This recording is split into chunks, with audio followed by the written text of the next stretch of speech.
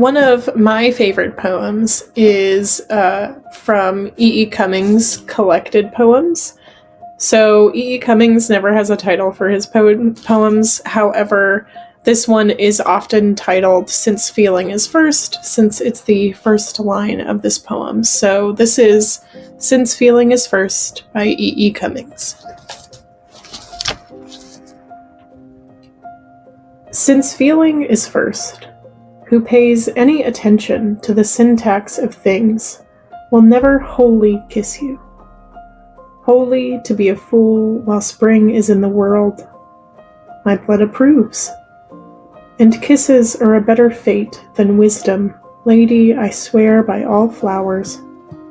Don't cry. The best gesture of my brain is less than your eyelids' flutter, which says, we are for each other. Then laugh, leaning back in my arms. For life's not a paragraph, and death, I think, is no parenthesis.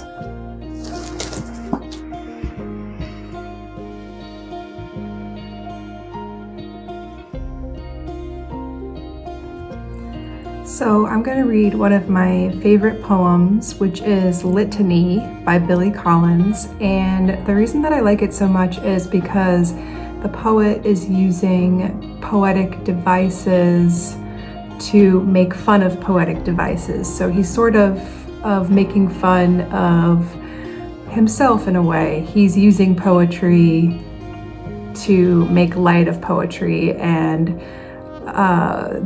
the way that poets will often use these dramatic metaphors and imagery to talk about their romance and all sorts of things. So it goes like this. Litany by Billy Collins. You are the bread and the knife, the crystal goblet and the wine. You are the dew on the morning grass and the burning wheel of the sun. You are the white apron of the baker and the marsh birds suddenly in flight.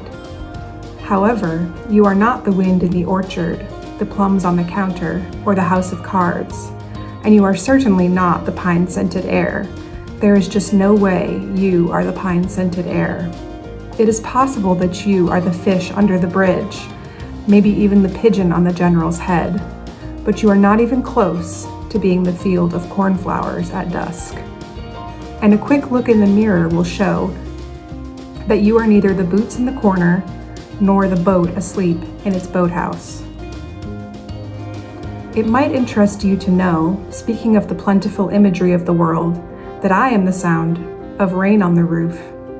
I also happen to be the shooting star, the evening paper blowing down an alley, and the basket of chestnuts on the kitchen table. I am also the moon in the trees and the blind woman's teacup. But don't worry, I am not the bread and the knife. You are still the bread and the knife. You will always be the bread and the knife, not to mention the crystal goblet and, somehow, the wine.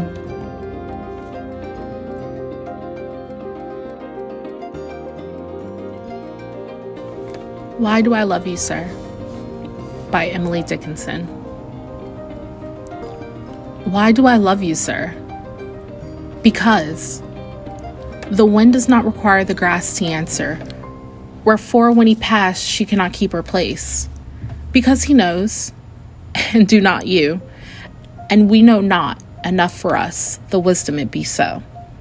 The lightning never asked an eye, wherefore it shut when he was by, because he knows it cannot speak.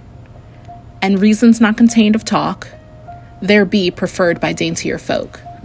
The sunrise, sire, compelleth me, because he's sunrise, and I see, therefore then I love thee.